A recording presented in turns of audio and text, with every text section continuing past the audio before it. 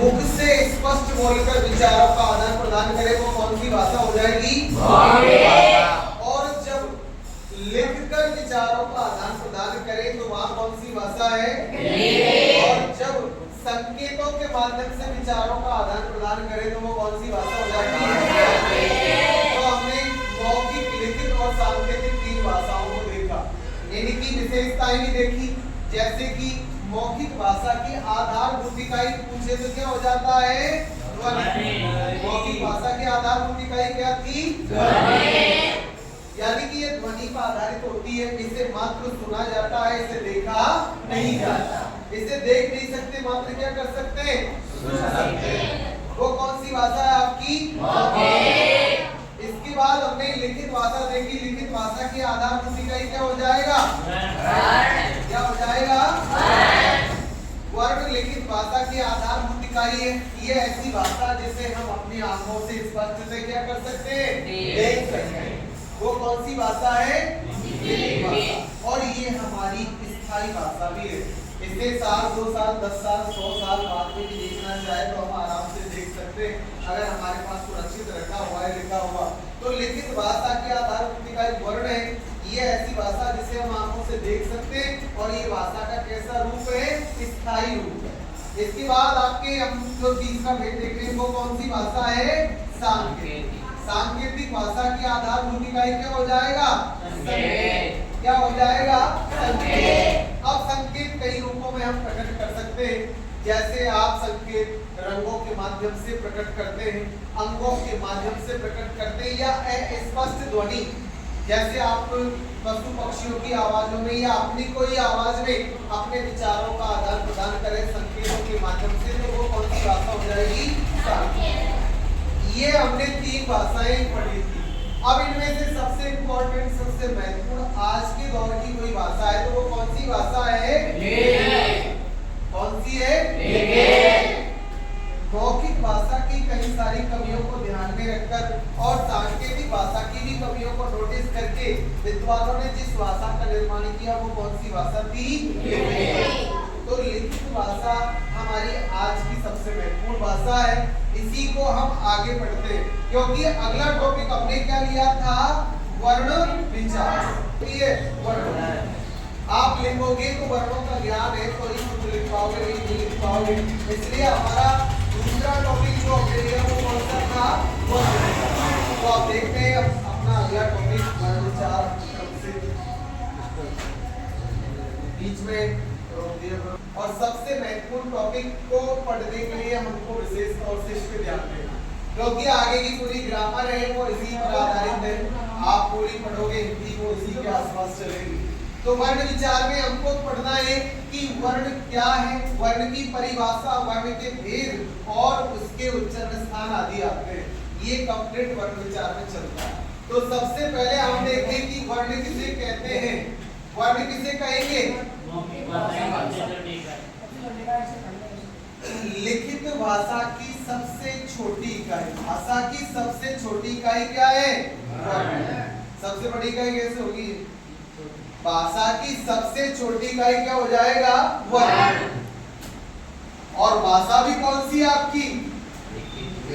क्योंकि मौखिक भाषा की तो हमने पढ़ी कौन सी है सबसे छोटी इकाई? ध्वनि। जबकि लिखित भाषा की सबसे छोटी इकाई, लिखित भाषा की सबसे छोटी इकाई क्या हो जाएगा आपके? वर्ण। लिखित भाषा की सबसे छोटी इकाई क्या है आपके? वर्ण। आप लिख रहे हो तो लिखने के लिए आपको वर्णों की नॉलेज, वर्णों का ज्ञान होना चाहिए। तो लिखित भाषा की सबसे छोटी इकाई क्या हो गया? वर्ण। इसके बाद हमने देखा वर्ण के भेद। तो वर्ण के कितने भेद होते हैं?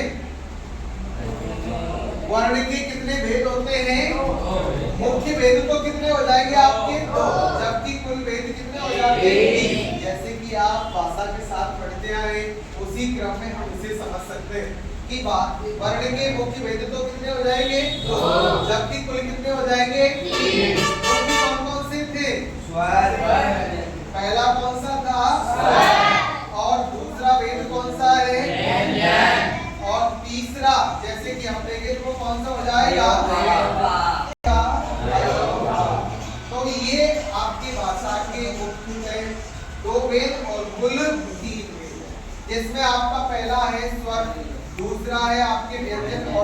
क्या है? अयोगा। अब हम एक एक को क्रम से यह देख लेते हैं, इनकी परिभाषा इनके बारे में विशेष तौर से जो पढ़ चुके हैं वही रिवीजन कर रहे हैं हम। ये अपनी रिवीजन क्लास है, इसमें आप देखिए जैसे सबसे पहला टॉपिक कौन सा है? स्वर। तो स्वर किसे कहते हैं? स्वर कैसे वर्ण होते हैं? स्वर कैसे वर्ण होते हैं? होते हैं। इनके उच्चारण के लिए किसी व्यंजन की आवश्यकता नहीं होती। या आपके वे वर्ण जिनके और खंड या टुकड़े नहीं कर सके और जो पूर्ण होते हैं वही क्या कहलाते हैं? स्वर। इसके बाद दूसरे कौन से हैं आपके? व्यंजन कैसे बने? व्यंजन की परिभाषा देखिए, व्यंजन अपूर्ण वर्ण होते हैं। कैसे वर्ण होते हैं? अपूर्ण। इनकी सहायता के लिए इसमें क्या जोड़े जाते हैं? स्वर जोड़कर व्यंजनों को पूर्ण वर्ण बनाया जाता है। इसके बाद आपके कौन से वर्ण आते हैं? अयोगवा। देखो नाम से पता चल रहा है अयोगवा वे वर्ण जो ए के साथ योग करके अपने अर्थ को वहन करते हैं वो कौन से वर्ण कहलाते हैं? अयोगवा। जैसे आप देखते हैं कि आप लिखेंगे अनु या हम लिखेंगे अ, ये आपके अनुस्वार और विसर्ग जिनका उच्चारण ए के योग के साथ होता है। अगर इनकी हम मात्राएं देखें तो मात्रा हो जाएगा और ये आपके विसर्ग हो जाएगा। तो इस प्रकार आपके ये हमने 3 प्रकार के वर्ण देखे, स्वर, व्यंजन और अयोगवा। अब अगला क्वेश्चन बनता है आपके स्वरों की संख्या। स्वर संख्या में कितने? आप रेगुलर पढ़ चुके संधियों के साथ भी मैंने अभी जस्ट बताया स्वरों की संख्या कितनी होती है? कितनी होती है? 11। स्वर निश्चित है, स्वरों की संख्या निश्चित है, कितनी होती है? 11। जैसे आपने अंग्रेजी में पढ़ा, अंग्रेजी में स्वर कितने होते हैं? कितने होते हैं? 5। जबकि हिंदी में कितने होते हैं? 11। जैसे ए ई आई ओ यू अंग्रेजी में आप 5 स्वर पढ़ते हैं, अपने यहाँ 11 स्वर हो जाते हैं। 11 स्वरों को हमने पढ़ लिया भी है। जैसे आपके ए है, आपके आ है, इसके बाद छोटी है, उसके बाद छोटा और बड़ा, उसके बाद री, फिर आपके ए आई ओ और क्या हो जाएगा? ये आपके टोटल कितने हो गए? 11। ये आपके 11 स्वर है संख्या में जो ऑथेंटिक है। और आपके अगर पूछा जाए मूल स्वर, तो मूल स्वर कितने होते हैं? मूल स्वर कितने हैं? 4, ए ई उ और री। अपन पढ़ चुके मूल स्वरों की संख्या देखें तो ये कितने होते हैं? 4। ये आपके मूल या लघु स्वर भी कहलाते हैं। इनको कौन से स्वर बोलते हैं? मूल या कौन सा स्वर भी कहते हैं? लघु। इसके बाद बचे हुए सभी स्वर संधि स्वर या दीर्घ स्वर कहलाते हैं। इसके बाद बाकी के बचे हुए स्वर कौन से कहलाते हैं? संधि स्वर या दीर्घ स्वर। जैसे 11 में से 4 जाने के बाद कितने बचेंगे? 7। कितने बचेंगे? 7। वो सभी जैसे आपके आ जाएगा, आ रहा है, बड़ी ई आ रही है, बड़ा ऊ आ रहा है, फिर ए आ जाता है, आई आ जाता है, ओ आ जाता है और औ। ये आपके कौन से स्वर कहलाएंगे? ये तो मूल है, ये आपके संधि स्वर कहलाते हैं। इनको और कैसे स्वर भी कहा जाता है? दीर्घ स्वर। तो ये स्वरों के विषय में हमने देखा स्वरों की संख्या 11 होती है। इनके भेद देखें तो स्वर कितने प्रकार के होते हैं? 2। और कौन से हो जाएंगे? लघु और दीर्घ या मूल और संधि स्वर, जैसे कि आप पढ़ चुके हैं। इसके बाद हमने कौन से पढ़ लिए थे? व्यंजन। व्यंजन की संख्या आप पढ़ चुके हैं, कितनी होती है? कितने होते हैं? 33। व्यंजन संख्या में कितने होते हैं? 33। मूल व्यंजन आपके 33 होते हैं, जिसमें हमने पढ़ा कैसे लेकर और जो आपके मैं तक, ये मैं तक पूरे टोटल कितने वर्ण हो जाते हैं संख्या में? 25। ये कौन से वर्ण कहलाते हैं? स्पर्श वर्ण। कौन से हैं?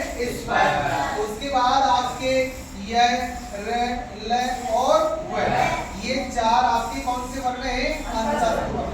उसके बाद आपके से और है, ये 4 कौन से वर्ण हैं? पुष्प वर्ण। ऐसे टोटल आपके इन वर्णों की संख्या देखें तो कितनी हो जाती है? 25 और 4 4 8, 25 और 8 तो 11 तो स्वर होते हैं और 33 व्यंजन, ऐसे टोटल आपके वर्ण पूछे जाए, मूल वर्ण तो कितने हो जाएंगे संख्या में? कितने हो जाते हैं? स्वर और व्यंजन देखें तो संख्या में कितने हो जाएंगे? 44। इसके बाद अगर आपके हिंदी भाषा में वर्णों की कुल संख्या पूछी जाए तो आप पढ़ चुके हैं कितने हो जाएंगे? हिंदी के कुल वर्ण कितने हैं? कितने हैं कुल?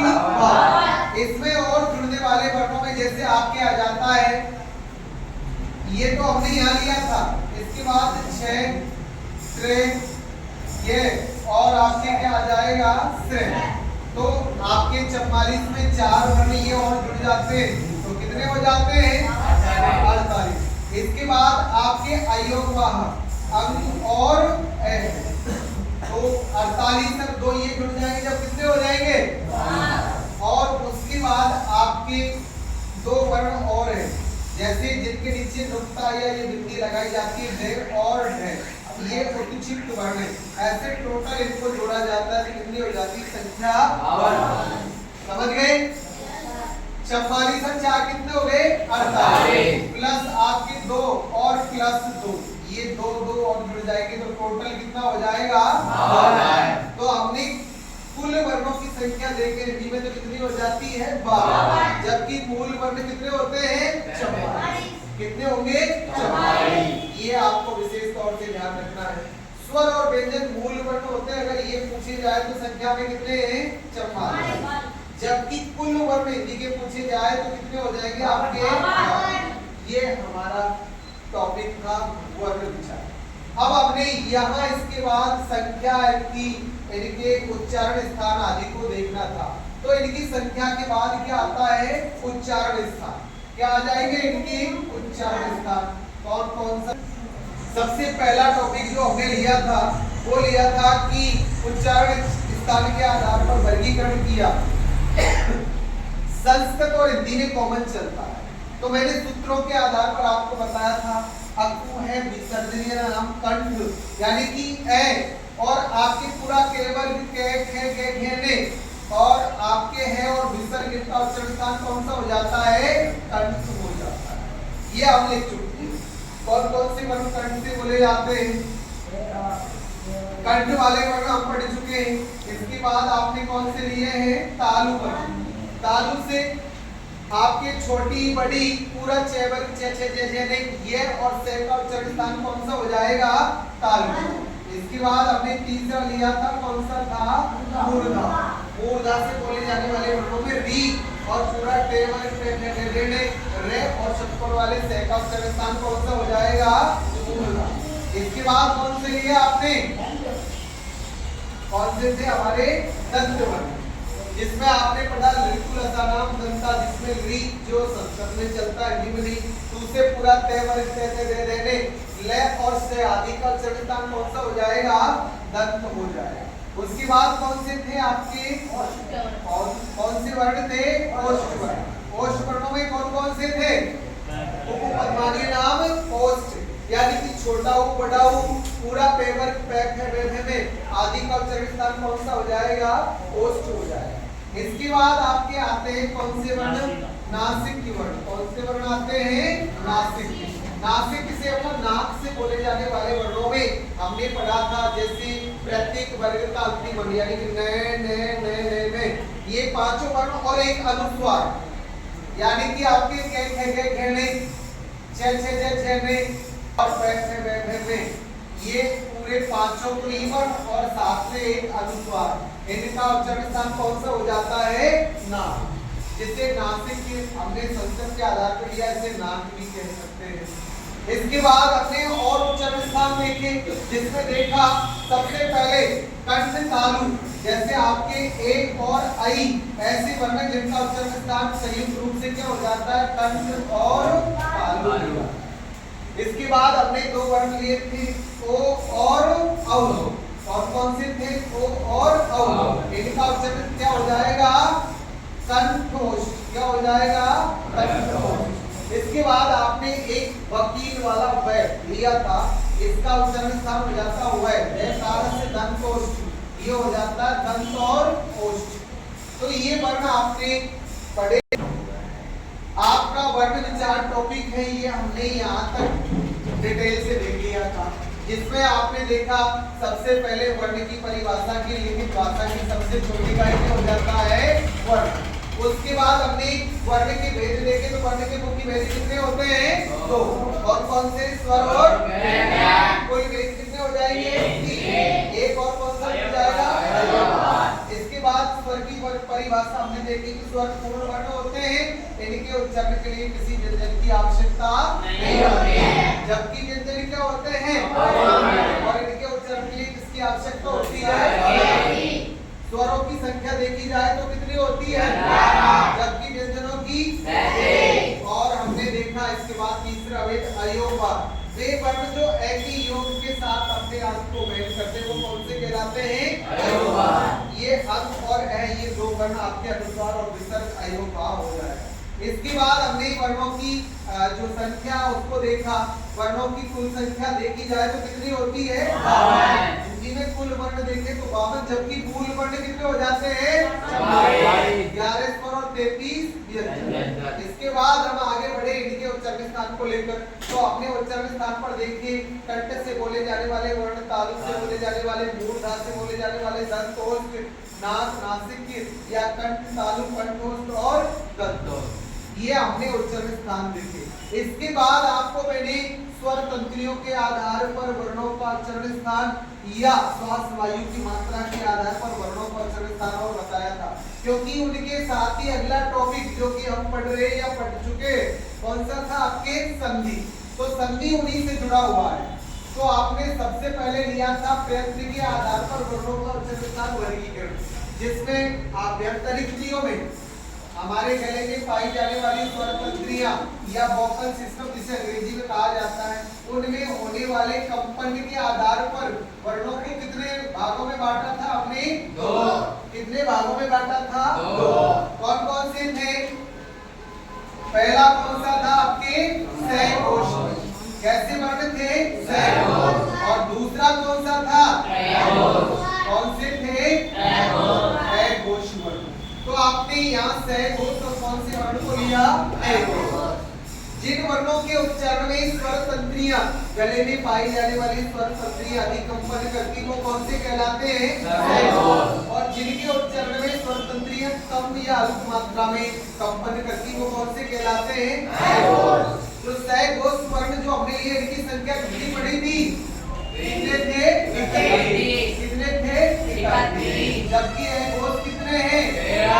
आपको मैंने बताया ये 44 मूल वर्णों का ही वर्गीकरण था। इसमें सहघोष वर्ण कितने हो जाते हैं, 31, जबकि अघोष कितने हैं, 13। सहघोष वर्णों में हमने पढ़ा सभी स्वर जो 11 है संख्या में वो क्या होते हैं, सहघोष। इसके बाद आपके आए हैं प्रत्येक वर्ग का तीसरा, चौथा और पांचवा। वो 5 वर्गों की कहेंगे, जैसे क वर्ग, च वर्ग, ट वर्ग, त वर्ग और प वर्ग। पांचों वर्गों के लास्ट के तीसरा, चौथा, पांचवा वर्ण, तो 15 वर्ण ये आपके सहघोष वर्णों में शामिल है। इसके बाद हमने लिया सभी अंतस्थ ये भी किसमें आ जाते हैं, सहघोष में। और एक है जो ऊष्म वर्णों में ऐसे मिला के 31 वर्ण आपके कौन से वर्ण थे, सहघोष। उसके बाद लिया है घोष वर्ण। घोष वर्णों की संख्या कितनी होती है, 13। जिससे जैसे सहघोष से बचे हुए वर्ण घोष में आ जाएंगे। तो यहाँ सभी स्वर आ गए, सभी अंतस्थ आ गए, तो बचे प्रत्येक वर्ग का प्रथम और द्वितीय वर्ण। तो 5 वर्गों के 10 तो ये हो गए और 3 स ये ऊष्म वर्ण। ऐसे टोटल संख्या में कितने हो जाएंगे, 13। तो आपके सहघोष अघोष स्वर तंत्रियों में कंपन के आधार पर दो भेदों को हमने समझा। ये आपके संधियों में डायरेक्ट चलता है, जैसे कि हम संधियों में देख चुके हैं। इसके बाद आपके कौन से थे, श्वास वायु। कौन सी है, श्वास वायु या प्राण वायु की मात्रा के आधार पर वर्णों का उच्चारण स्थान वर्गीकरण। तो इसके आधार पर भी वर्णों को कितने भागों में बांटा था, 2। कौन कौन से थे, एक तो था अल्प प्राण वर्ण और दूसरा कौन सा है, महान।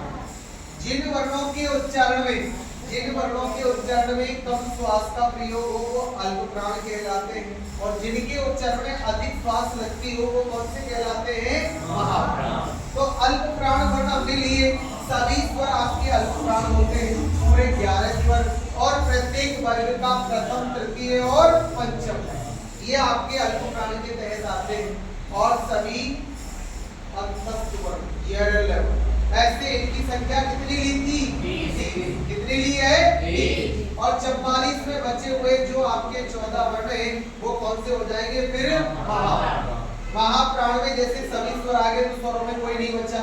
अब प्रत्येक वर्ग का दूसरा और चौथा वर्ण, तो 5 वर्गों के 2-2 लिए जाए तो 10 तो हो जाएंगे। और उसके बाद आपके चारों पुष्प वर्ण स है, ये भी किसमें आएंगे? आपके महाप्राण। तो आपने यहाँ अल्पप्राण और किस वर्ण को समझा? महाप्राण। इस प्रकार आपके ये वर्ण विचार टॉपिक हमने यही एंड कर दिया था। इतना ही आपके सिलेबस में आपके काम का है। बाकी और भी चीजें जो आपके first grade, second grade, third grade level से काम आती है तो उनकी हमें आवश्यकता नहीं थी। ये तो हमने वर्ण विचार टॉपिक लिया। इसके बाद अगला अपना जो दूसरी टॉपिक स्टार्ट किया था वो कौन सा था? तो हम पहले वर्ण विचार समझ चुके, अब संधि को समझेंगे।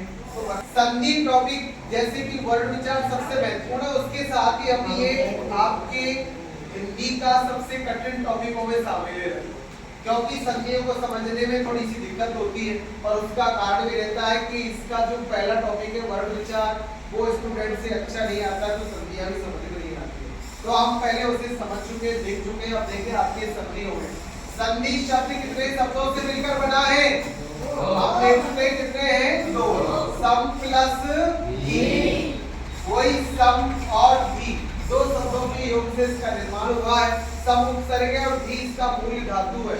सम यानी समान स्तर पर, धी यानी मिलाने वाले जो वर्ण है, यानी 2 वर्णों को जब समान स्तर पर रखा जाता है तो वो क्या कहलाते हैं? संधि।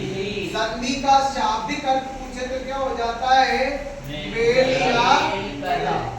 हम कह सकते हैं मेल या मिलाप। संधि का विलोम पूछा जाए तो क्या हो जाएगा? विग्रह।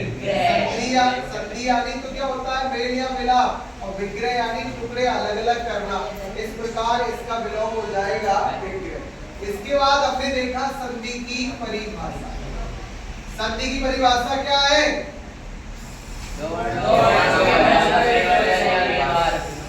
2 वर्णों के 2 वर्ण, कितने वर्ण मिलेंगे? 2 वर्ण। 2 वर्णों के परस्पर मेल से, 2 वर्णों के परस्पर मेल से होने वाला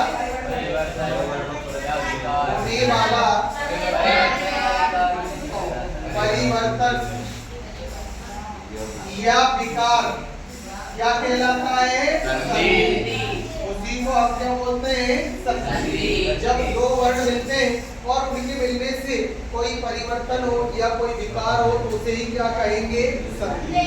अब देखिए यहाँ 2 वर्ण मिलेंगे तो हमने आगे इसमें अगला टॉपिक जो लिया था वो क्या था? संधि के भेद। क्या लिए? संधि के भेद या प्रकार। तो संधि के कितने भेद होते हैं? जैसे कि आप वर्ण पढ़ चुके, वर्ण के कुल 3 भेद होते हैं तो उन्हीं के साथ संधि का निर्माण होता है।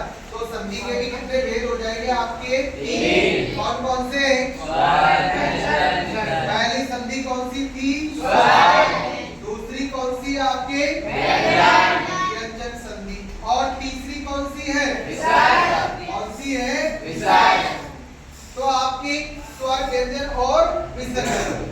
स्वर संधि जैसा कि हम इनकी परिभाषाएं देख चुके हैं। स्वर संधि में स्वर से जब किसका मेल हो? स्वर, यानी कि दोनों तरफ ही कौन से वर्ण आएंगे?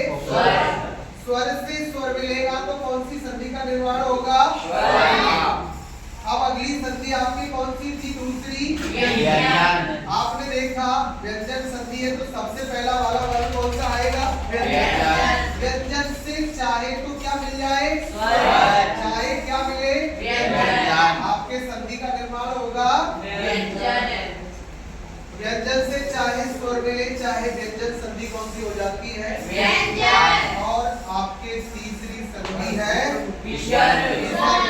कौन सी है? विसर्ग। विसर्ग से चाहे तो स्वर व्यंजन मिले, संधि का निर्माण होगा तो कौन सी होगी?